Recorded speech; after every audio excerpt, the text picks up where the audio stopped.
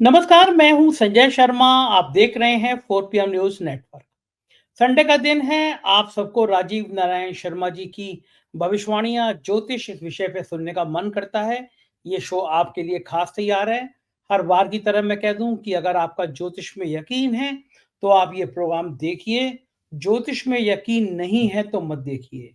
मेरा ज्योतिष में यकीन है। मेरे को जन्म पत्री देख के जिन जिन लोगों ने कहा है वो लगभग सब सही हुआ है। 2027 तक मेरे जीवन का बहुत अच्छा काल है। ये बात मुझसे 10 साल पहले की गई थी और मुझे लग रहा है कि जो काल बताया गया था वो चल रहा है। आप सब दर्शक जिस हिसाब से मुझे प्यार कर रहे हैं, वो मेरे को ये प्रेरित कर रहा है ये बताने के लिए कि वाक़ई में कोई चीज़ तो ऐसी होती होगी जन्म पत्री की जो लोग भविष्यवाणी पहले कर देते हैं। राजीव नारायण जी पेशे से इंजीनियर हैं, ज्योतिष शास्त्र में आ गए। कई सारी भविष्यवाणियां सही हुई हैं, कुछ गलत भी हुई हैं। लोग उनके बारे में जानना चाहते हैं, उनको सुनना चाहते हैं, पूरी दुनिया से सुनना चाहते हैं। आज उन्होंने बहुत जबरदस्त विश्लेषण किया है क्योंकि संजय जोशी नाम के एक प्राणी मोदी जी की जिंदगी में शनि की तरह आ गए हैं, राहु की तरह आ गए। आप सोचिए आपका कोई बहुत बड़ा दुश्मन रहा हो, संजय जोशी और मोदी के रिश्ते दुश्मनी से कम के नहीं है। संजय जोशी अध्यक्ष बने या ना बने, लेकिन उनके अध्यक्ष के नाम की चर्चा चलने लगी। आपका सबसे बड़े दुश्मन पार्टी का अध्यक्ष बनने की चर्चा चलना आपको कितना कष्ट दे सकता है, कितनी पीड़ा दे सकता है। तरह तरह की बातें चल रही हैं। संजय जोशी संगठन मंत्री बन सकते हैं, अध्यक्ष बन सकते हैं। उन्होंने विस्तार से राजीव जी ने इस शो में बातचीत की है कि संघ के और भाजपा के बीच रिश्ते अभी और कितने खतरनाक होने वाले हैं। उन्होंने इस शो में तारीख की भी घोषणा कर दी है कि इस तारीख को संघ बीजेपी पर, मौजूदा बीजेपी के नेतृत्व पर और हमला करेगा। इस बार उन्होंने ईडी, सीबीआई, इनकम टैक्स जैसी संस्थाओं की भी जन्मपत्री बताई है कि क्या होगा इन संस्थाओं का, किस तरह उनका भविष्य होगा। बहुत शानदार प्रोग्राम है ये, पूरा देखिएगा। और एक रिक्वेस्ट और है आपसे, 4 PM म्यूजिक पे हमारी पहल है। समाज में जो वंचित लोग हैं, गरीब लोग हैं, बहुत अच्छा गाते हैं, उन तक पहुंचाने की, उनको प्लेटफॉर्म देने की। आपके अड़ोस पड़ोस में भी अगर कोई ऐसा गरीब व्यक्ति रहता है जिसको प्लेटफॉर्म नहीं मिल पा रहा, तो 4 PM म्यूजिक हमारा चैनल है, उस पे एक फॉर्म है, उसमें एक वीडियो अगर हो सके तो उस व्यक्ति का संपर्क, नाम का और उसके पते का वीडियो भेज दीजिएगा। हमने गैरेज में गाड़ी धो रहे थे शाहनवाज, उनको बम्बई में ले जाके उनका गाना गवाया। बहुत पसंद किया लोगों ने। हमने 4 PM म्यूजिक पे उस गाने को डाला है। आपसे रिक्वेस्ट है कि 4 PM म्यूजिक को भी सब्सक्राइब करिएगा। ये एक प्लेटफॉर्म ऐसा है जो देश के गरीब लोगों की एक बड़ी आवाज बनेगा। चलते हैं राजीव जी के पास इस अनुरोध से, चैनल को सब्सक्राइब और ज्वाइन जरूर कीजिएगा। सुनते हैं राजीव जी क्या कह रहे हैं इस बार के शो में। 4 PM न्यूज नेटवर्क में स्वागत है राजीव जी आपका। संडे के दिन बड़ा बेसब्री से इंतजार करते हैं लोग और गजब दीवानगी है आपकी। दिल्ली में हूँ 2 दिन से, जितने लोग मिलते हैं वो आपके बारे में जरूर बात करते हैं। मैं गया था शुक्रवार को। बहुत बढ़िया गांधी जी के ऊपर एक नाटक हुआ था।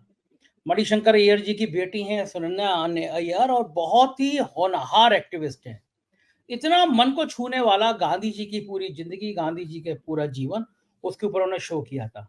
तो मुझे पता चला कि सुरन्या जी, उनका परिवार भी आपको सुनता है। तो मतलब मैं देख के हैरान कि मणिशंकर अय्यर जैसा योग आदमी भी, उनका परिवार भी आपको सुनता है। दिल्ली में बहुत दीवानगी है आपकी।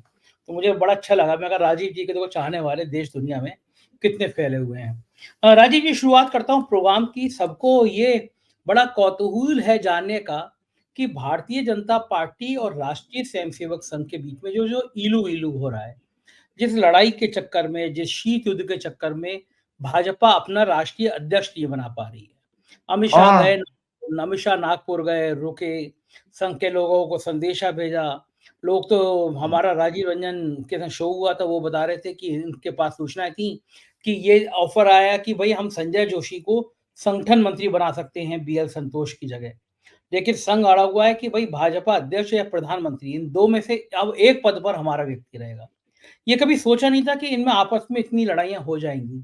तो क्या आपने देखा था, आपने, मुझे याद है कई महीने पहले आपने प्रोग्राम में कहा था कि मोहन भागवत के जो ग्रह हैं, वो बता रहे हैं कि हुँ। भागवत बड़ा अड़ेंगे, बड़ा कष्ट पैदा करेंगे मोदी के लिए। ये आपने मुझसे कम से कम शायद 3 या 4 महीने पहले कहा था। बिल्कुल कहा और था, बिल्कुल कहा था। हाँ। मुझे वो याद आ गई आपकी भविष्यवाणी। आपने कहा था कि आने वाले वक़्त में मोहन भागवत बहुत बड़ी चुनौती बनने वाले हैं मोदी के लिए। और जो हालात हैं वो दिख रहे हैं कि मोहन भागवत वाकई में मोदी जी के लिए बहुत बड़ी चुनौती बनते हुए नजर आ रहे हैं। क्या लग रहा है कि ये संघ और बीजेपी की लड़ाई शांत हो जाएगी या बढ़ेगी? और इस हालात में जब मोदी जी अपने राजनीतिक जीवन की अंतिम पारी खेल रहे हैं, 75वें साल में शुरू हो गए और 2-3 साल और होता है आदमी का, उस समय संजय जोशी जिससे सबसे ज़्यादा नफ़रत करते हैं मोदी जी, वो व्यक्ति का नाम चल जाना, भले वो अध्यक्ष बने या ना बने अलग विषय है, लेकिन उसका नाम चलना ही बड़ा कष्ट में होता है कि हम जो सबसे बड़ा दुश्मन है पार्टी का राष्ट्रीय अध्यक्ष का। तो जो आपने कहा था मोहन भागवत की, संघ की, बीजेपी की, इनके ग्रह क्या कहते हैं? इनकी राशियाँ क्या कहती हैं कि क्या यह युद्ध बढ़ेगा, शांत हो जाएगा या खेल क्या है? ज़रा समझाइए हमें। तो पहले तो भविष्यवाणी का पार्ट ही कवर कर लेता हूं कि ये युद्ध तो बढ़ेगा और बद से बदतर हो जाएगा। क्योंकि सबसे पहले मैं आपको बताऊं, मैं शुरुआत में जाता हूं कि मुझे तो आपको कॉज दिखाना। देखिए, पत्रकार जो है, मैंने आपको कहा कि जर्नलिज्म जो है एक बहुत अच्छा नोबल प्रोफेशन है। वो सूचना का आदान प्रदान करने का मतलब लिंक है, वो राजा और प्रजा के बीच में। लेकिन जब पत्रकार एंटिसिपेट करके भविष्यवाणी करने लगता है तो फिर वो गलत हो जाता है। उसका काम तो है, एक ज्योतिषी अच्छे ढंग से समझा सकता है, प्रोवाइडेड उस ज्योतिषी के पास करेक्ट डेटा हो, आंकड़े हो और उसका अच्छा अध्ययन हो। शौकिया ज्योतिष नहीं कि कोई वो अपने एक दो किताब लेके आए और पढ़ के फिर ज्योतिष करने बैठ गए ना। और दूसरा बात है, ये मंडेन एस्ट्रोलॉजी मैदानी ज्योतिष का विषय है। सबसे बड़ी बात मैं बताता हूं, तो मैं पहले शुरुआत में जाऊंगा, बहुत सारी बातें आज मुझे करनी है कि ये जो हॉरोस्कोप मैंने आप लोगों को दिखाई थी और तब की नहीं है, आज ये घटना चक्र देख रहे हैं। इसमें 4 जून को रिजल्ट आ गए, 9 जून को मोदी जी ने शपथ भी ले ली। ये सारी की और आज संघ और भाजपा के बीच में जो अध्यक्ष पद के लिए ठनी हुई है, जैसा आप बता रहे हैं, और मैंने भी कई न्यूज चैनल मतलब कि इसमें यूट्यूब के प्रोग्राम सुने हैं, देखे। तो इसका बताइए मूल कहां से आया? इस बात को केवल और केवल आपके प्लेटफॉर्म पे मैं सारे यूट्यूब वाली दुनिया को, सोशल मीडिया को चैलेंज के साथ बताना चाहता हूं कि याद करिए कि सिवा एक ज्योतिषी के किस व्यक्ति ने 5 अप्रैल को मैंने भविष्यवाणी की थी आपकी भाजपा की, जब एनुअल हॉरोस्कोप, और 5 अप्रैल के बाद आज सर सीक्वेंस पकड़ते चले जाइए, आज सिलसिलेवार से हम बात करेंगे। तो ये 5 अप्रैल की भाजपा की एनुअल हॉरोस्कोप थी, जो कि देखिए कन्या लगन की बनी थी। और इसमें जो वर्षेष था इनका, जो शनि ईयर लॉर्ड बना था, और मुंथेस भी शनि था, जो 6वें भाव में चंद्रमा मंगल से पीड़ित भी हो रहा है, और इनका शुक्र भी उच्च का है, जो 7वें भाव में राहु से पीड़ित है, सूर्य भी वहीं बैठा है। तो शुक्र जो होता है आपका सेक्स का कारक है, क्योंकि हमारे जो जितने भी जेनिटल पार्ट्स हैं और जो सेक्सुअल हार्मोन है और पूरा का पूरा एंडोक्राइन सिस्टम, जो हमारी बॉडी में कई सिस्टम है फिजियोलॉजी में, जैसे डॉक्टर बताते हैं ना, तो ग्रंथियां जितनी है, हिंदी में कहते हैं ग्रंथियां, जितनी भी ग्लैंड्स हैं वो सब शुक्र के प्रभाव में आती हैं। जैसे दर्शकों के लिए बहुत रोचक बात बता देता हूं, लीवर आपका बृहस्पति से देखा जाता है और पेनक्रियाज आपकी शुक्र से देखी जाती हैं। तो किसी को अगर पेनक्रियाज से रिलेटेड प्रॉब्लम है या उसको शुगर की बीमारी है, तो वीनस का मामला गड़बड़ होगा उसकी हॉरोस्कोप में। और अगर किसी को फैटी लीवर और किसी तरह की प्रॉब्लम है वजन बढ़ने की, और थायराइड ग्लैंड, अच्छा 2 ग्लैंड, आपका लीवर भी एक पार्शियल ग्लैंड की तरह काम करता है, क्योंकि वो जूसेस रिलीज करता है, और एक थायराइड ग्लैंड है। थायराइड ग्लैंड और लीवर ये बृहस्पति से देखे जाते हैं। मतलब जबरदस्त साइंस है, पर हम बाद में बात करेंगे। तो इस हॉरोस्कोप में और लग्नेश अष्टम भाव में जो है क्या नाम है, बृहस्पति के साथ है। इस हॉरोस्कोप में संजय जी बहुत सारी स्टोरी कह दी है, जो बीजेपी के दर्शकों को पता है। कई सारे प्रोग्राम में मैं चर्चा कर चुका हूं। बीजेपी का 6 अप्रैल 1980 को बर्थ हुआ था हॉरोस्कोप। वो बकायदा दर्शकों की जानकारी के लिए बता देता हूं, जो लोग इसके फाउंडर मेंबर थे उनमें से एक बहुत सीनियर वरिष्ठ जो है, जो साइंस के प्रोफेसर भी थे, बहुत लर्नर व्यक्ति थे, उनसे मेरी बातचीत हुई। तो मैंने उनसे हंस के एक दिन कहा था, मैंने कहा सर आपने कितनी खराब कुंडली बनवाई है ऐसी, आप तो बड़े ज्योतिष के भी जानकार हैं, तो आपने ये पार्टी बनाते समय ये ध्यान नहीं रखा? तो वो उन्होंने 2-3 नाम लिए, अटल जी के, वाजपेयी जी के और नानाजी देशमुख, 4-5 लोगों ने मिलकर के पार्टी बनाई थी। तो वो उनका कहना था, मुझे व्यक्तिगत रूप से बताया उन्होंने, उनका ये कहना था कि भाई हम संघ से अलग होकर के अपनी एक पहचान बनाना चाहते। तो आज संघ और भाजपा के झगड़े की आप शुरुआत की बात कर रहे हैं ना, तो मैं आज वो समय जन्म था कि ये संघ जनसंघ से बीजेपी बना करके और संघ से थोड़ा अपनी अलग सेपरेट पहचान बनाना चाह रहे थे। तो ये 6 अप्रैल 1980 को बनी थी कुंडली। तो ये कुंडली बहुत अच्छी नहीं है, लगातार हर प्रोग्राम में मैं चर्चा करता हूं, उसको दोबारा भी दिखाऊंगा। तो उन्होंने कहा था कि भाई हम क्या करते हैं, क्योंकि बाकी लोगों का प्रेशर तो किसी की चली नहीं, हमने जाके पार्टी रजिस्टर करा ली। तो इस कुंडली को जो मैंने दिखाया, तो हर साल जैसे हमारे को पता है, दर्शकों की जानकारी के लिए बता देता हूं कि जो आपका एनुअल हॉरोस्कोप है वो उस समय से शुरू होता है जब आपके जन्म के समय सूर्य की जो डिग्री है, सूर्य हमारा पूरा होल ईयर का 16 वर्ष कहते हैं ना हमारे यहाँ, तो सूर्य जो है 12 राशियों में एक राशि में एक महीना रहता है। 12 महीने, तो 12 महीने में पूरे ब्रह्मांड का चक्र काट लेगा। तो जब आप पैदा होते हो, हम आप पैदा हो, इस संस्था कोई पैदा हो, जब हमारे सूर्य की जो डिग्री है और ट्रांजिट में सूर्य की उतनी ही डिग्री अगर आ जाए उसी तो उस समय हमारा नया साल शुरू होता है। तो बीजेपी का इस साल का नया साल शुरू हुआ था 6 अप्रैल 2024 को शाम को 6:31 पर। और इस हॉरोस्कोप को मैंने बकायदा, आपका ये राइटअप है, ये आपके हर प्रोग्राम में आता है, और फिर दोबारा दिखाइएगा दर्शकों की, क्योंकि जो भी हम बात कर रहे हैं हमारे साथ प्रूफ है, ऑथेंटिक चीज बात है, क्योंकि हम सब आपका ऑन एयर कह चुके हैं।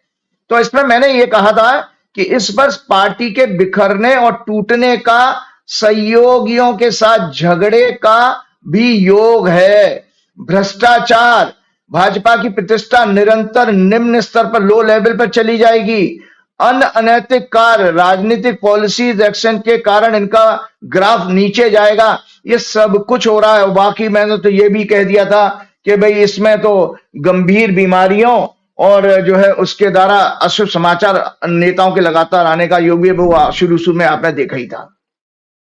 तो मैं एक कुंडली और दिखा देता हूं इसमें। ये है हमारी, इस पे मैं डिटेल में चर्चा किसी दिन अलग प्रोग्राम में करूंगा, आज ब्रीफ में ले रहा हूं। ये है संघ की कुंडली, आरएसएस की कुंडली।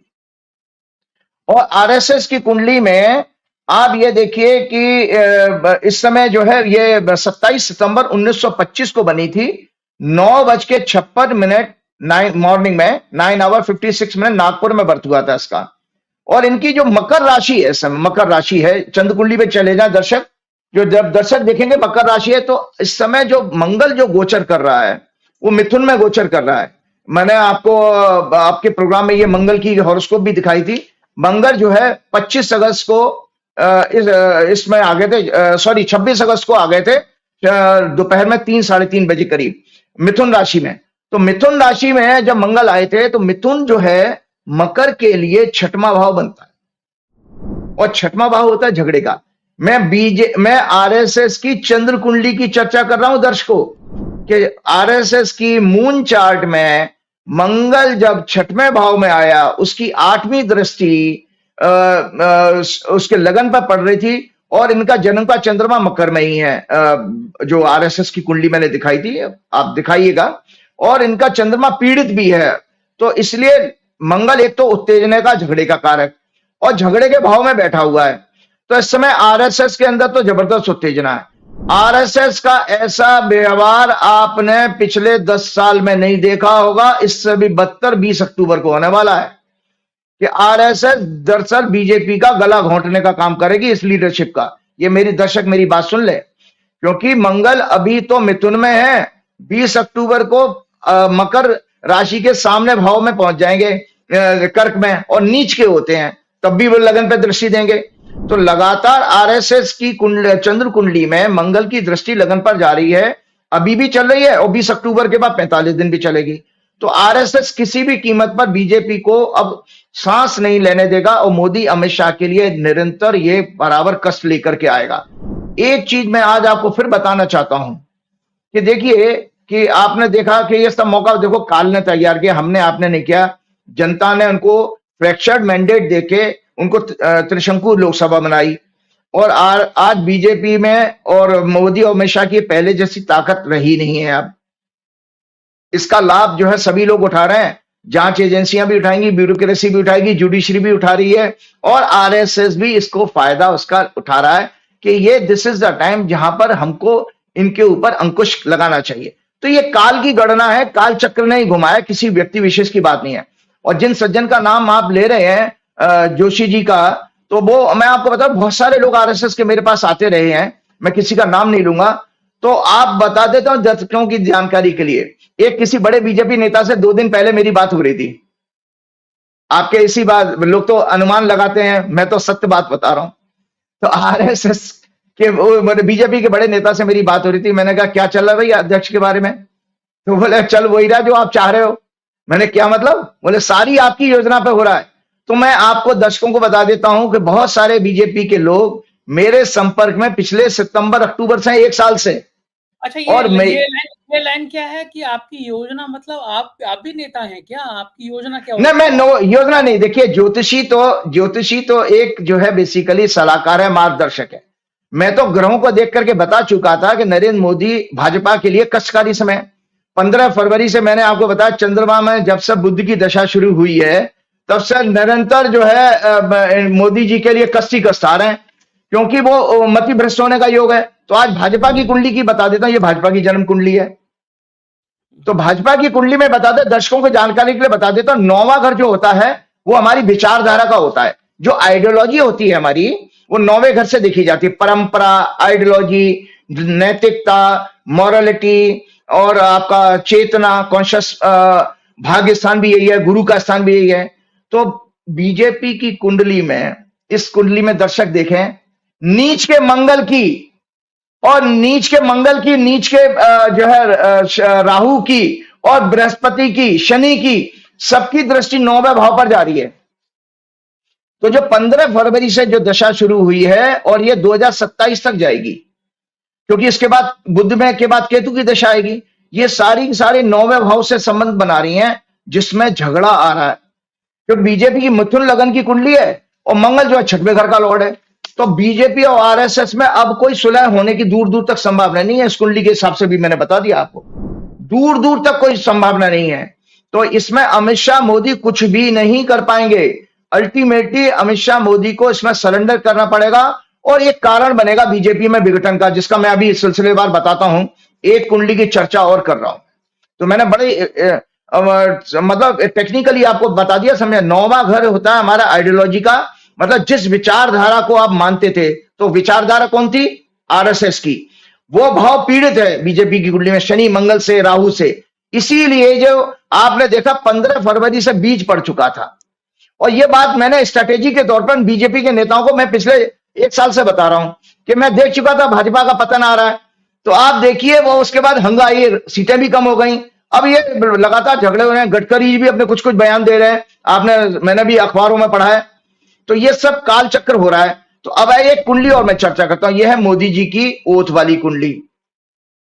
मोदी जी ने जो अभी शपथ ली थी 9 जून को, इतवार के दिन, संडे के दिन 7:23 में शपथ ली थी। तो मैंने दर्शकों को बताया था इस कुंडली में 6, 8, 12 का लगन पर प्रभाव है। याद रखिए संजय जी, हमेशा मैं अपने आपके प्रोग्राम में कहता हूं कि ज्योतिष में 12 भाव हैं और 3 भाव कष्ट के गए गए, दुखों के, कष्ट के, धोखाधड़ी के, चोरी के, छापे पड़ने के, जेल जाने के, जितने भी, और बीमार पड़ने के, जितने भी मनुष्य के जीवन में कष्ट हो सकते हैं, वो सारे के सारे वैदिक ज्योतिष के अनुसार 6वें भाव से, 8वें भाव से और 12वें भाव से देखे जाते हैं। अब तीनों ग्रहों की उनकी दृष्टि मोदी जी के लगन पर है, जो मोदी जी ने जिस पर शपथ ली है।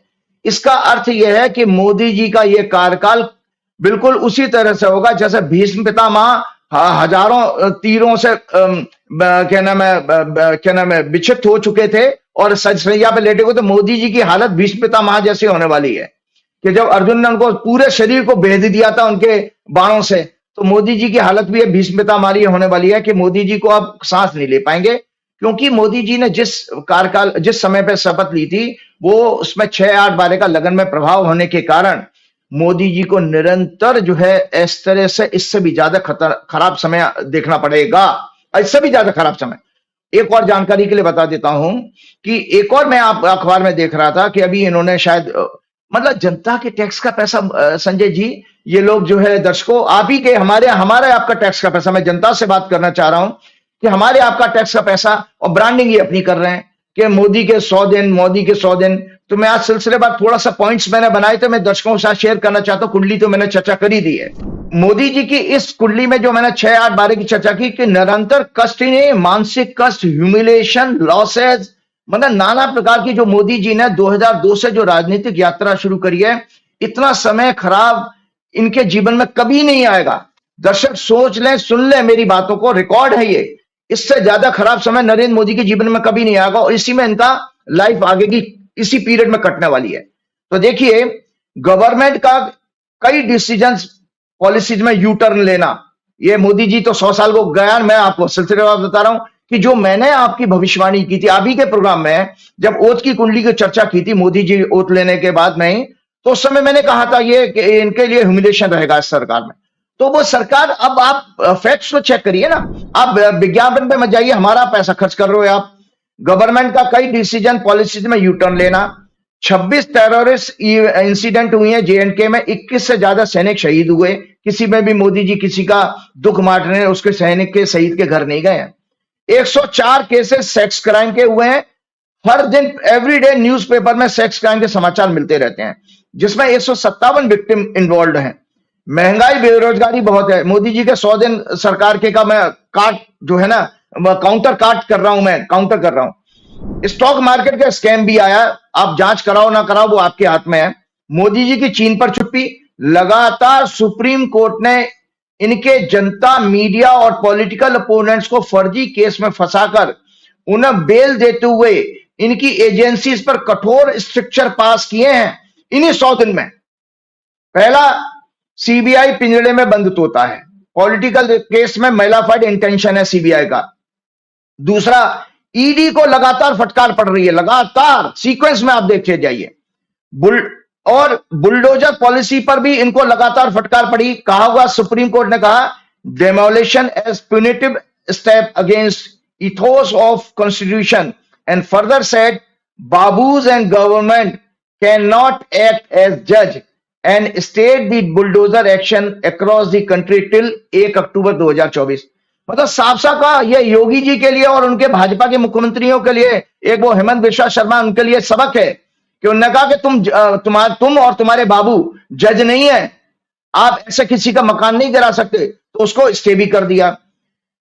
और इसके अलावा सुप्रीम कोर्ट कॉलेजियम की रिकमेंडेशन को पूरा ना करने के लिए भी फटकार लगाई।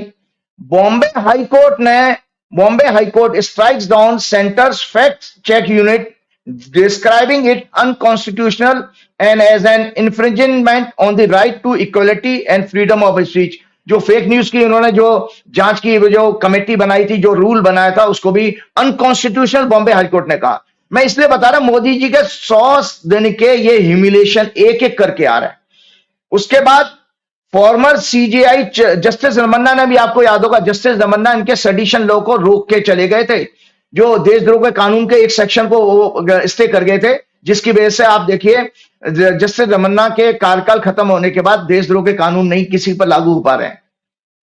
गडकरी का लगातार हमला। गडकरी जी कहते हैं मुझे पीएम बनाने का ऑफर था, पता नहीं अगली सरकार हमारी होगी कि नहीं होगी। एक फंक्शन में उन्होंने जो बहुत बड़ी बात कही है, नितिन गडकरी जी ने बहुत बड़ी बात कही है, नरेंद्र मोदी, अमित शाह में जरा सा भी शर्म है तो उनको इस्तीफा देना चाहिए कि उनके 2014 से कार्यकाल जो शुरू हुआ, संजय जी, इससे ज्यादा बड़ा अटैक आज तक कभी किसी उनकी पार्टी में नहीं हुआ, कभी नहीं हुआ। देखिए, शब्दों का जीवन जो है, ये जो पॉलिटिकल जो पब्लिक लाइफ है, शब्दों का खेल है सारा का सारा, और इसी से आपका परसेप्शन बनता बिगड़ता है। गडकरी जी कहते हैं उस फंक्शन में, the real test of democracy is whether the person at the top is able to tolerate the strongest opinion against him and introspect, और उसको आत्मचिंतन करना चाहिए। भाई, आप राम जी का शासन की राम राज की बात करते हो। राम जी तो टॉप पर राजा थे, एक छोटे से एक आदमी के, एक धोबी के कहने से उन्होंने उसके क्रिटिसिज्म को एक्सेप्ट किया, अपनी पत्नी को अग्नि परीक्षा की भी बात कही। नरेंद्र मोदी के ऊपर कितने स्ट्रिक्चर उनके सेबी के चीफ के खिलाफ आए, लेकिन कोई एक्शन नहीं हो रहा है। तो गडकरी जी कहते हैं, फर्दर गडकरी जी कहते हैं, ही अर्ज थिंकर्स, उन्होंने अपील की है थिंकर से, फिलोसफर से, राइटर से, कि भाई आप अपनी खुल करके बिना डर के आप ओपिनियन शेयर करिए। मतलब वो समाज को चेतना दे रहे हैं कि भाई आप लोग आइए और सरकार के खिलाफ, सरकार के टॉप पोजीशन पे मंत्रियों के खिलाफ बोलिए। तो ये गडकरी जी के बोल कभी आपने सुने थे? ये सब कुछ 15 फरवरी 2024 के बाद आ रहा है। उन्होंने एक और बात कही थी गडकरी जी ने, country would not progress and become vishwa guru with social inequality triggered by caste और रिलीजन। उन्होंने कहा कि भाई हम कितना ही तुम विश्वगुरु का डंका पीसते रहो, तुम विश्वगुरु तब तक नहीं हो सकते जब तक तुम जात पात और भेदभाव का एटीट्यूड रखोगे, इससे विश्वगुरु नहीं बनते हैं। और उन्होंने एक यही नहीं रुके, उन्होंने एक और कहा, he further said fundamental spirit of Gita, Quran and other scripture is the same. वो क्या है फंडामेंटल स्पिरिट? प्रेम, मैत्री, सहयोग, दया, करुणा और सेवा। ये उन्होंने गडकरी जी तो ऐसा लग रहा है जैसे संत महात्मा हो गए हैं, फिलोसफर हो गए हैं। वो मोदी जी को और अमित शाह को और सारी भाजपा को संदेश दे रहे थे। कैसे दे रहे थे भी? किसके आदेश पे दे रहे थे?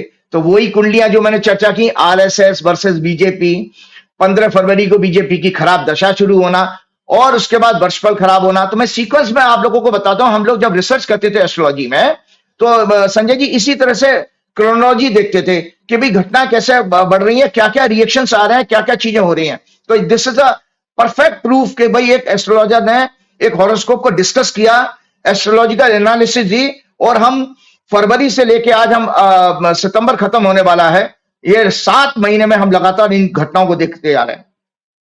एक और है बीजेपी अध्यक्ष पद के लिए आरएसएस मोदी में जंग, वो आपने बता ही दिया। आरएसएस के भागवत जी का एक बयान हो रहा था इसी दौरान। वो कहते हैं Hindu means goodwill for all regardless of faith, dietary habits. जैसे हमारे मुख्यमंत्री जो उनके डब्बा चेक करते फिर रहे हैं बच्चों का खाने का, और भागवत जी कह रहे हैं कि भैया कि हिंदू का मतलब ही यही है कि आप जो है सबका सम्मान करें, किसी भी कोई भी फेथ का, और वो क्या खा रहा है, क्या पी रहा है, क्या पहन रहा है, यह हमारा विषय नहीं होना चाहिए। And increase feelings of superiority और inferiority as a threat to humanity and social order. मतलब भागवत जी का भी वही गडकरी जी के पैरेलल बयान चल रहा है। वो ये कह रहे हैं कि ये मानवता के लिए और सामाजिक व्यवस्था के बहुत ही खिलाफ है, ये एक उसको बर्बाद करने वाला है। जो हम ये कहते हैं कि हमारा धर्म सुपीरियर है और सामने वाले का धर्म इंफीरियर है। जैसे योगी आदित्यनाथ आदमी चूकते नहीं है, वो कह देते हैं कि मुसलमान जो है कैंसर है और पाकिस्तान कैंसर है। अरे भैया अभी तो आपको पता है सुप्रीम कोर्ट ने कितना बड़ा फटकार लगाई है कर्नाटक के एक हाई कोर्ट के जज को, जिसने ये कह दिया था कर्नाटक बेंगलोर की किसी लोकेलिटी को पाकिस्तान है। मैं तो सुप्रीम कोर्ट के चीफ जस्टिस से आग्रह करूंगा कि योगी आदित्यनाथ के खिलाफ भी कंटेम्प्ट ऑफ केस का केस बनता है। कैसे किसी देश के लोगों को और पाकिस्तान और उसकी बात कर सकते हैं? क्योंकि जो कंट्री को पहले विभाजन हो चुका, जो भी आज हमारे देश में है वो सब के सब भारत के नागरिक हैं और कॉन्स्टिट्यूशन से हम लोग सब बंधे हुए हैं। राजीव जी, मुझे एक बात समझ में नहीं आती कि पाकिस्तान बड़ा खराब है, पाकिस्तान की जो बात करते हैं वो आतंकी हैं, पाकिस्तान से अगर किसी ने कोई बयान दे दिया तो बड़ा गुनाह हो गया। लेकिन हमारे प्रधानमंत्री जी जब 2014 से बनने से पहले रैलियां कर रहे थे, उस रैली में कह रहे थे, आपको याद होगा हमारे एक जाबाज था हेमराज, उसका सिर काट के ले गए थे पाकिस्तान के सहरे। तो 2014 से पहले प्रधानमंत्री जी ने हर रैली में कहा कि भाइयों और बहनों, अपने बहादुर साथी हेमराज का सिर वापस आना चाहिए, नहीं आना चाहिए। पब्लिक कहती थी आना चाहिए, हर आदमी का आना चाहिए। हम लाहौर में घुस के उसके सिर का बदला लेना चाहिए, नहीं लेना चाहिए। पब्लिक हैरान होती थी, खुश होती थी, नारे लगाती थी, हाँ लेना चाहिए। जैसी सत्ता मिली, सबको उम्मीद थी कि अब हेमराज का सिर काटने की, जो इन्होंने काटा है उनको भारत लाके और दंड देने की प्रक्रिया शुरू होगी। लेकिन प्रधानमंत्री जी के शपथ ग्रहण में जिसने हेमराज का सिर काटा था, उनके आका, उनके संरक्षण पाकिस्तान के प्रधानमंत्री दिखाई दिए। हेमराज के सिर की बात 10 सालों में नहीं हुई, ये भी छोड़ दीजिए। प्रधानमंत्री जी अचानक विदेश से लौटते लौटते उन्होंने पाकिस्तान में जहाज उतरवा दिया। नवाज शरीफ को हैप्पी बर्थडे कहने चले गए। लोगों ने कहा अचानक उतरवा दिया, लेकिन बाद में पता चला कि उसमें तो गिफ्ट रखे हुए थे बहुत सारे, जो नवाज शरीफ को देने थे। इसका मतलब पहले से प्लान था कि हम विदेश से लौटेंगे और नवाज शरीफ को गिफ्ट देंगे, उनकी अम्मी जी के नमन करेंगे, उनको शॉल वॉल देंगे। तो वो एक बड़ा पिक्चर आई थी ना, उसमें क्या वो करे तो रासलीला, ऐसे कोई डायलॉग था ना, हम करे तो करेक्टर डीला, वो करे तो रासलीला। तो अगर आप प्रधानमंत्री, पाकिस्तान के प्रधानमंत्री को बुलाएंगे अपने शपथ ग्रहण में, आप पाकिस्तान के प्रधानमंत्री को हैप्पी बर्थडे कहने चले जाएंगे, और आपके मंत्री और मुख्यमंत्री कहेंगे अगर कुछ भी बोला कि जाओ पाकिस्तान चले जाओ। तो पाकिस्तान से तो ये इलू शुरुआत तो मोदी जी ने करी थी। तो ये क्या कोई ग्रह होता है ऐसा कि विपक्ष भाई देखिए, उससे मिलने जाएगा? आपके प्रोग्राम में मैंने कहा था ना मैंने आपको कहा था वो, और मैं तो पढ़ के आया था, रिसर्च करी थी आपके कई महीने पहले प्रोग्राम में मैंने कहा था भाई गुजरात के लोगों का एक बड़ी सिंपैथी है पाकिस्तान के साथ में। ये हमारे नॉर्थर्न इंडिया वाले लोगों को बेवकूफ बनाते हैं ये पाकिस्तान करके करके। कारण ये है कि एक गुजराती हिंदू ने ही, जो जिन्ना था मोहम्मद अली जिन्ना, वो जेनाबाई ठक्कर के ग्रैंडसन थे। जेनाबाई ठक्कर हिंदू थे गुजरात के, फिर वो मछली का कारोबार करते थे, मैंने आपके प्रोग्राम में बताया था। गांव वालों ने उनका गांव वालों ने अपोजिशन किया था, कोई बदबू आती थी ना, तो फिर उन्होंने व्यापार तो उनको करना ही था, इसके कारण वो कराची शिफ्ट हो गए और पूरा उनके। डिटेल तो बताइए। अब आप सोचिए, मैं तो एक तो राजीव चीजें है ना, बहुत विषय लंबा होता जा रहा है, मैं अगले विषय पे आता हूँ क्योंकि आज सवाल बहुत सारे हैं। अगला सवाल मेरा ये है कि जो संस्थाएं होती हैं, सेबी है, ईडी है, इनकम टैक्स है, सुप्रीम कोर्ट, ये संस्थाएं हैं जो टूल किट की तरह काम कर रही है। सुप्रीम कोर्ट माइनस कर दी है, वो तो जजमेंट उसने कई कड़े दिए हैं, लेकिन सेबी हो गया, ईडी हो गया, इनकम टैक्स हो गया, जिसको पॉकेट में रखते हैं सरकार, विपक्ष को फंसाने की साजिश करते हैं। सुप्रीम कोर्ट के बहुत तीखी तीखी टिप्पणियां भी आई हैं इस विषय में। तो ये जो संस्थाएं होती हैं, इनकी भी कोई राशियां होती हैं कि भैया सीबीआई कब बनी थी और क्या करेगी, ईडी कब करेगी, इन सब का भी कुछ खेल होता है, इनका भी ज्योतिष से कुछ लेना देना होता है क्या? बिल्कुल ठीक है। देखिए आपने बहुत अच्छा मेरा काम आसान कर दिया। हम लोग जब अपने इंस्टीट्यूट में जब मैं एस्ट्रोलॉजी कर रहा था और कई साल मैंने रिसर्च किया था, तो हम लोग इसी तरह से इंस्टीट्यूशन की भी हॉरोस्कोप मानते थे। जब इंस्टीट्यूशन फॉर्म होता है तो वो भी एक पूरी एक इंडिविजुअल की तरह से काम करता है, क्योंकि उसमें कई सारे लोग काम करने वाले होते हैं, तो उसका भी जीवन में भी अच्छे बुरे दिन आएंगे ही आएंगे, जैसे कि एक इंडिविजुअल के जीवन में आते हैं। तो मैं सबसे पहले आज आप दर्शकों को बहुत अच्छी जानकारी के लिए क्या, ये एनफोर्समेंट डायरेक्टरेट की हॉरोस्कोप है। आपने अभी ईडी की बात की और इसी तरह की हॉरोस्कोप है ये। इसी तरह की आपको पता है, मैंने आपके प्रोग्राम में सुप्रीम कोर्ट की फॉर्मेशन की भी कुंडली चर्चा करी है, लास्ट टू लास्ट प्रोग्राम में ही करी थी सुप्रीम कोर्ट की, और मैंने इलेक्शन कमीशन की फॉर्मेशन की क्योंकि इसलिए बताते कि देखिए ज्योतिष जो है काल का विषय है। ज्योतिष का एक मूल सिद्धांत है कि अगर आपने किसी गलत काम में कोई गलत समय में कोई कार्य किया है तो उसका दंड तो भोगना पड़ेगा, क्योंकि वो काल जो है वो आपके ब्रह्मांड के ग्रहों के गोचर से बनता है। ब्रह्मांड के गोचर से और दशाओं के सीक्वेंस से काल बनता है, इसको समय कहा गया है। तो ये जो ईडी की हॉरोस्कोप है, ईडी 1 मई 1956 को बनी थी, मंगलवार का दिन था, और रात्रि का हमारे भारत में गजट नोटिफिकेशन 00 आवर पर शुरू हो जाता है अगला दिन। और ये दिल्ली का बर्थ है, धनु लगन की कुंडली है। इनके दूसरे घर में मंगल, 5वें घर में सूर्य उच्च का, 6वें घर में इनके बुध केतु के साथ में, 7वें भाव में शुक्र है, और इनके 8वें भाव में बृहस्पति उच्च का है, और शनि इनके 12वें भाव में वक्री भी है, राहु के साथ पीड़ित है। तो आप ये दर्शक ये देख लें, मैंने इसमें साफ साफ लिखा है कि ये संस्था जो है ना, अपनी इसकी कॉन्फ्लिक्टिंग रेपुटेशन रहेगी, इमेज भी इसकी खराब रहेगी। क्यों? क्योंकि इसमें 7वें भाव का और 6वें भाव का एक्सचेंज है। एक राइटअप है, दर्शक नोट कर सकते हैं कि जो आज ईडी का आप स्वरूप देख रहे हैं और किस ऑब्जेक्टिव के लिए बनी थी, ये हमें जानकारी होनी चाहिए। Enforcement directorate formed on 1 May 1956, ये इनका था। The objective of this institution is enforcing economic laws and combating financial crimes. It works under the department of revenue, ministry of finance. Area of work क्या था इनका, किस पे इनको काम करना था, इनको मैंडेट किसके लिए काम करेगा, foreign exchange management act 1999, prevention of money laundering act 2002, PMLA जिसको कहते हैं, बड़ा फेमस हो रखा है इस समय। और तीसरा था फ्यूजिटिव इकोनॉमिक ऑफेंडर्स एक्ट 2018 में बना था मोदी जी के टाइम में। जो भगोड़े जब बैंक का पैसा ले लेके भाग गए ना, नीरव मोदी से लेकर के, और वो कौन से मेहुल चोकसी वोक्सी और आपके वो, तो इसमें 2018 में इन्होंने एक कानून लाए। तो इनको इसी गाइडलाइन में काम करना चाहिए था। अब मैंने ज्योतिष की काम बताता हूं। 8th लॉर्ड इन लग्ना इज इन पापकर्त्री। ज्योतिष के जानकार इसको वेरीफाई करेंगे।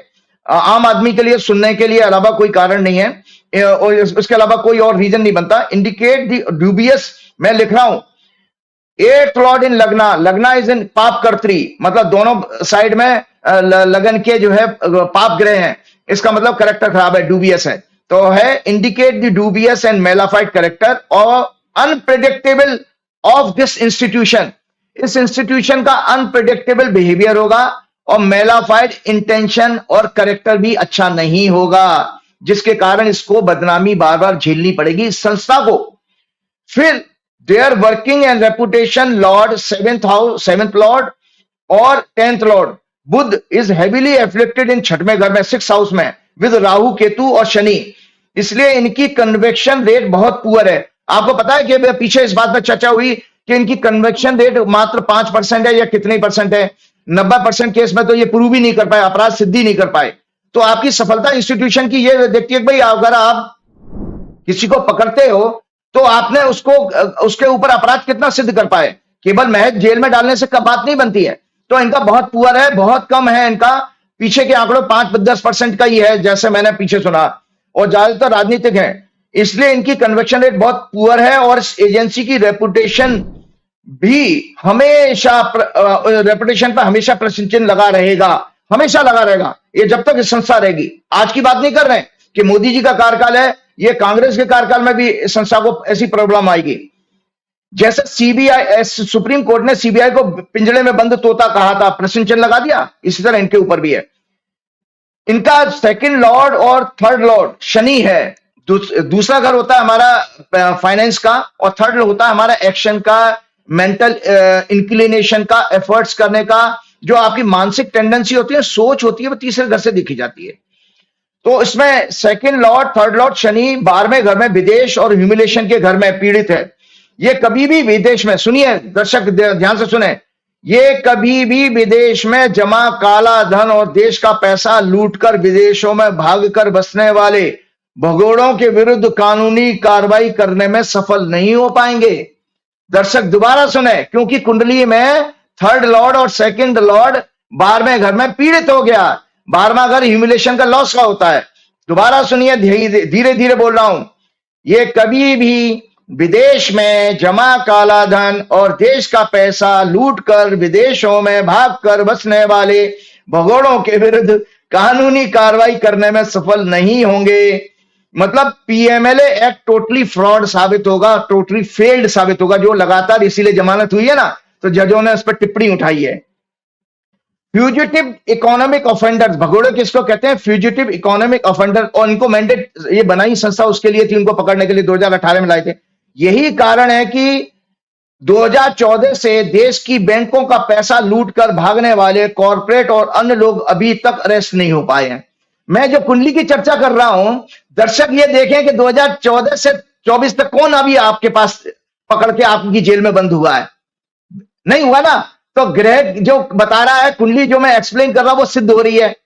और इनकी हॉरोस्कोप में 6वें और 7वें हाउस का एक्सचेंज है और 8वें घर का और लग्ना का भी एक्सचेंज है इनकी कुंडली में। देखिए अभी बहुत इनके ऊपर स्ट्रक्चर कैसे कैसे पास हुए हैं, क्योंकि मैंने ह्यूमिलेशन वाली हॉरोस्कोप बताई है। मेलाफाइड कैरेक्टर है इंस्टीट्यूशन का, संस्था का, किसके दबाव में काम करके वो हमारा विषय नहीं है, कोई भी सरकार आ जाए। अभी हाईकोर्ट ने, पंजाब हाईकोर्ट ने जो टिप्पणी की है, questions ED arrest of Haryana Congress MLA and ruled his arrest in PMLA case was indefensible in law and carried out in a manner that was against the dignity of human right। ये तो टिप्पणी उन्होंने की। उसके बाद ये agency देश से काला धन विदेश में जमा होने को कभी नहीं रोक पाएगी, ना तो ला पाएगी ना रोक पाएगी, क्योंकि इनका 2nd लॉर्ड 3rd लॉर्ड इनके 12वें घर में फेलियर, लॉस और ह्यूमिलेशन। 12वां घर फेलियर का, लॉस का, ह्यूमिलेशन का होता है। देखिए अगर तीसरे घर का लॉर्ड 12वें घर में चला जाए, मेरी आपकी कुंडली में भी, दर्शकों ज्योतिष सिखा रहा हूं मैं आज आपको, तो आप सोचिए जो प्रयास करो वो गड्ढे में जाएगा। कहते हैं ना कि मिट्टी भी आपने सोना पकड़ना, मिट्टी भी मतलब एक होता है कि मिट्टी पकड़ी तो सोना बन गया, और सोना पकड़ा मिट्टी हो गई। तो आपके फ्यूटाइल एफर्ट्स होंगे अगर 3rd लॉर्ड 12th हाउस में चला जाए, जो उनकी कुंडली में आ ही रहा है। Attitude of this agency will be very egoist and rough as Surya is exalted and afflicted by exalted Mangal। 9वां घर और 9वां हाउस दोनों afflicted है by Mangal। Intention, ability, efforts are seen from 3rd house, they are malefied with vested interest। This agency will always work as over ambitious attitude. By net result will be very poor except attaching a recovery of some money and assets.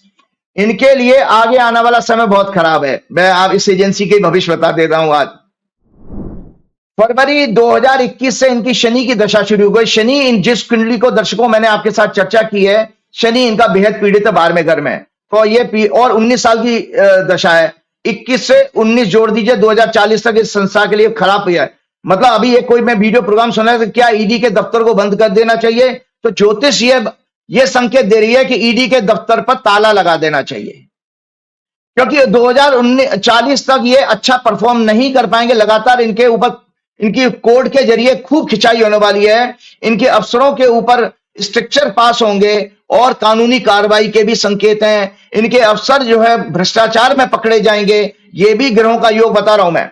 आप देखिए फरवरी 2021 से इनकी शनि की महादशा चल रही है, जो कुंडली में अत्यंत पीड़ित है और अपमान और लॉस के 12वें भाव में है। इसलिए ये लगातार सुप्रीम कोर्ट से फटकार खा रहे हैं, ह्यूमिलेट हो रहे हैं। अभी लास्ट वीक में सुप्रीम कोर्ट ने तमिलनाडु के एक मंत्री का जमानत देते हुए इन पर बहुत सख्त स्ट्रक्चर पास किया था। Bail terms not tool to keep people in jail, observing rigorous bail provisions in statutes like PMLA, anti-terror law, UAPA, and NDPS Act on narcotics cannot become tool to keep an under trial accused in jail for unnecessary long time. Requirement of expeditious disposal of cases must be read into these statutes. While giving bail to all the politicians in Delhi excise case, Supreme Court has repeatedly said that intentions of this agency is malified. There was no likelihood the trial being concluded in the near future. Their aim is to harass the people while giving bail to them. Supreme Court has said bail is rule and jail is exception. इनका फरवरी 2021 से नवंबर 2027 तक का तो अत्यंत अशुभ समय रहेगा, जब इनका शनि में बुध की दशा शुरू होगी, जो कि अभी तो शनि की चल रही है। शनि और बुध इनकी कुंडली में 6 और 12 की एक्सिस में है। तो मैं आज दर्शकों को बता देता हूं कि मोदी जी ने जो शपथ ली है, जो मोदी जी की ओथ वाली कुंडली है, अब मोदी जी के जो हथियार थे क्या थे देखिए। हम अपने सामान्य जीवन में संजय जी देखते हैं कि जहरीला नाग होता है कोई, तो उसके जहर की ग्रंथि होती है, जिसको अंग्रेजी में ग्लैंड्स कहते हैं। अगर वो ग्रंथि निकाल दी जाए, ग्लैंड्स निकाल दी जाए, तो वो सांप केवल और केवल जनता का मनोरंजन करने के काम आता है। सपेरा उसको आपको हम लोग बचपन में आपने देखा है बचपन में सांप का खेल। सांप को मदारी आता था, वो दिखाता था टोकरी में से सांप निकाल के। तो इसी तरह की अभी भाजपा की और मोदी जी की और शाह की यह होने वाली है कि इनकी ईडी, सीबीआई और जो इनकम टैक्स और जो सेबी हैं, इन सबकी एजेंसियों की जो इस समय सुप्रीम कोर्ट के द्वारा और काल ने जो इनको कमजोरी दिखाई है, इसके कारण ये जो है लगातार एजेंसियां फेल होती जाएंगी। तो मोदी जी के पास आज दंड देने का कोई कारण नहीं बचा। तो ये भी अब केवल इसीलिए खिलौना बन के रह गए हैं और जनता भी मजे लेगी इसमें। सुप्रीम कोर्ट के जजेस भी इसमें सख्त इनके ऊपर जजमेंट देंगे और ब्यूरोक्रेसी भी अब इनको भाव नहीं देने वाली है, क्योंकि ये ग्रहों के कारण हो रहा है।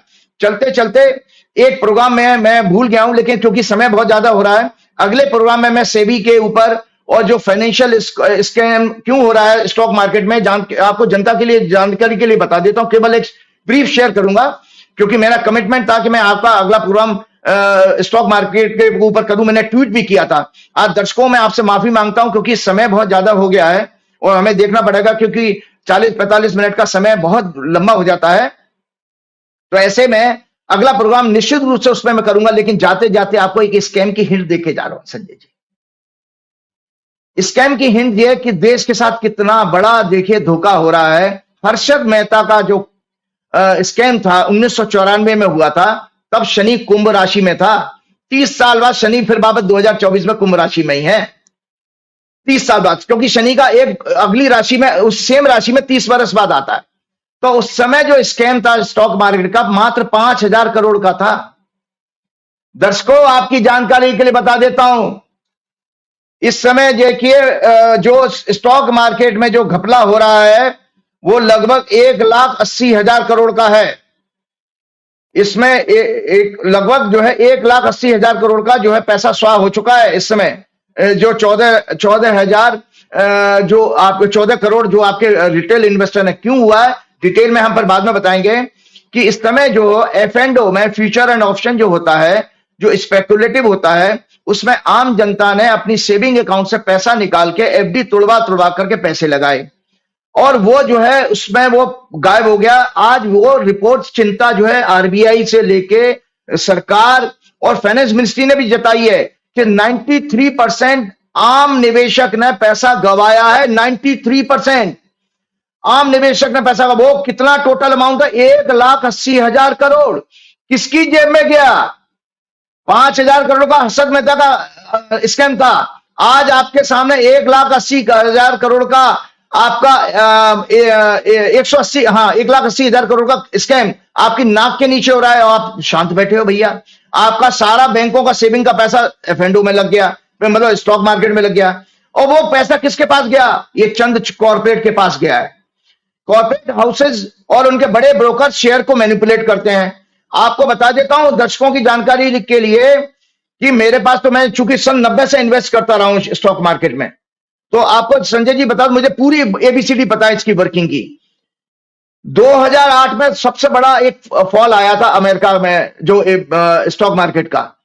बहुत सारे 70, 75, 80% तक शेयर अभी भी 2008 के भाव पर नहीं पहुंचे हैं, जबकि इंडेक्स आपने 85,000 पर पहुंचा दिया। जैसे उदाहरण के तौर पर दर्शक चेक कर सकते हैं, आरबीएल बैंक बंबई का बैंक है, इसका भाव 550, 500 रुपए होता था, आज 208 रुपए पे है, जबकि आपका इंडेक्स जो 85,000 करोड़ 85,000 पर पहुंच गया। तो भैया ये शेयर क्यों चढ़ा? बैंक है आपकी। तो ये इसलिए मैं बता रहा हूं कि ये 10 चुनिंदा शेयरों में पैसा लगता है, वो इंडेक्स मूवर है क्योंकि उनका वेटेज ज्यादा होता है। इंडेक्स कैसे मूव करता है? जिस कंपनी का वेटेज शेयर ज्यादा होंगे तो उसमें कोई भी हरकत होगी तो इंडेक्स को ऊपर नीचे ले जाएगी। और इसमें क्या है, ये जब पैसा प्रॉफिट बुक करते हैं तो पूरा का पूरा कार्टेल होता है, ग्रुप होता है इनका, ब्रोकर्स का, म्यूचुअल फंड का, एफआईज का। वो कहते हैं भैया आज मैं माल ये बेचने वाला हूं, उन्हें कहा ठीक है हम खरीदेंगे, तो वो शेयर को नीचे धड़ाम से गिरा देते हैं। जैसे आप वो हिंडनबर्ग के कह रहे थे, तो हमारे यहां भी तेजड़िया मंदड़िया दोनों बैठे हैं। तेजड़िया के मन में आता है कि आज बेचना है माल, तो मंदड़िया कहेगा ठीक है भाई हम बैठे हुए चुपचाप हम खरीदेंगे। और लेकिन इसमें आम निवेशक मर रहा है, उसको ये सब गेम पता नहीं लगता है। इसके कारण ये हुआ है। चलते चलते एक बात और कहना चाहूंगा मैं दर्शकों से। बातें तो मैंने बहुत अपनी कही है, बहुत करनी बाकी भी रह गई थी, लेकिन मैं आपको ये बता देता हूं कि एक छोटी सी मोरल स्टोरी सुना देता हूं कि एक बार 5 मेंढक जा रहे थे जंगल में और उसमें से 3 मेंढक कुएं में गिर पड़े। अब 2 मेंढक ऊपर बाउंड्री वॉल पे खड़े थे, तो वो 3 मेंढक जो है वो प्रयास कर रहे थे, बार बार ऊपर आने का, नहीं सफल हो पा रहे थे। ऊपर वाले 2 मेंढक थे, वो बार बार उनसे ये कह रहे थे, तो उसमें से 3 मेंढक जो कुएं के अंदर थे, दर्शकों उनमें से एक मेंढक चुपचाप खामोश होकर एक कोने में बैठ गया, थक हार के। उसके मन में क्या चल रहा है वो हमें नहीं पता, वो बैठ गया। 2 मेंढक बराबर ट्राई कर रहे थे, ऊपर जाते थे, दीवार पे चढ़ते थे, फिर गिर जाते थे, ऊपर जाते थे, चढ़ते थे, फिर गिर जाते थे। तो ऊपर जो बैठे थे मेंढक, वो कह रहे यार तुम बेवकूफ हो, तुम अब नहीं निकल पाओगे, तुम तो उसको नियति मान लो, तुम तो खत्म हो गए अब। तो इसीलिए वो बेचारे निराश हो गए। लेकिन जो खामोश होकर बैठा था मेंढक, वो उसने उसने शुरू कर दी अपनी कोशिश, और उसने अंततः कोशिश करके वो बाहर निकल के आ गया। तो दर्शकों आपकी जानकारी के लिए बता देता हूं उस मेंढक के बारे में। ये मोरल स्टोरी है, संदेश एक देती है। उस मेंढक की स्थिति क्या थी कि वो मेंढक कान से बहरा था। वो कान से बहरा था, तो उसको ना तो उसको क्रिटिसिज्म ना उसको जो है उसके बारे में कोई अच्छा कह रहा है, ना उसके बारे में कोई बुराई कर रहा है, उसको पता ही नहीं लग रहा था। वो चुपचाप अपने काम को, एक्शन को करता रहा। यही सिद्धांत हमको जीवन में रखना चाहिए कि आप जब सफलता की सीढ़ी पर ऊपर जा रहे हैं, कितने लोग जलेंगे, क्या क्या कहेंगे, इन बातों पे विशेष ध्यान मत दीजिए। आप अपना फोकस जारी रखिए और अंततः आप सफलता आपको मिलेगी। चलते चलते मैं ये कह देता हूं, चूंकि आने वाले दिन देवी के हैं और उस पर मैं डिटेल में प्रोग्राम करना चाहूंगा कि भाई ये देवी के दिन है और इस देवी में यत्र नारस्तु पूजन्ते तत्र रमन्ति देवता। फिलॉसफी तो है हमारे स्क्रिप्चर की, लेकिन आचरण बिल्कुल विपरीत है।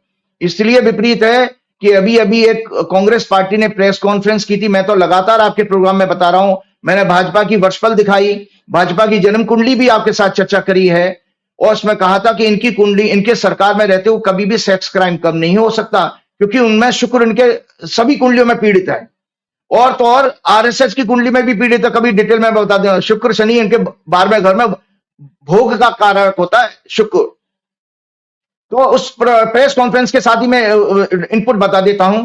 उसमें उन्होंने बताया, कांग्रेस के प्रेस कॉन्फ्रेंस में, हीनियस क्राइम की बात मैं कह ही रहा हूं कि एक स्कूल के प्रिंसिपल ने घर में एक 6 साल की बच्ची के घर वो गया है और उसने लिफ्ट दी कि स्कूल तक छोड़ दूंगा, उसके साथ रेप किया।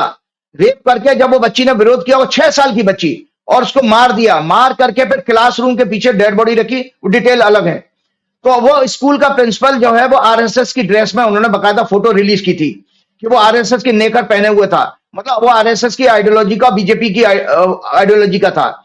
इसी तरह से दूसरा उन्होंने बताया था कि भरूच में 10 महीने की बच्ची के साथ, मतलब कहां जा रहा है हमारा समाज कि 10 महीने की बच्ची, हम गोद में लेने वाली बच्ची होती है, उसके साथ दुराचार, वो भरूच में, वो भी गुजरात में।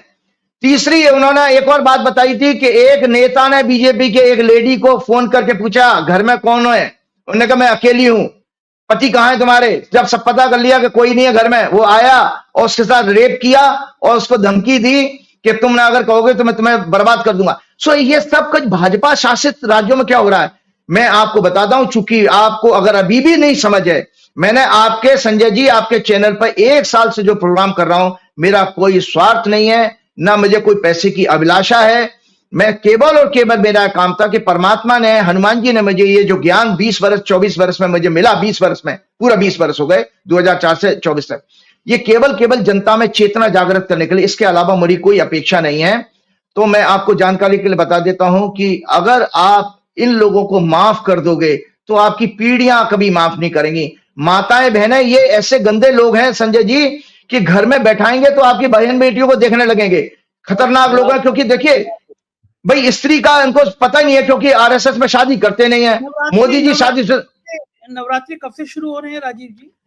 3 अक्टूबर से शुरू हैं नवरात्रि। तो मैं जरूर से उसके बाद में डिटेल में बताऊंगा, मेरे पास बहुत कुछ बताने का, क्योंकि धार्मिक चीजें उसमें मुझे विषय, आज समय ज्यादा हो गया।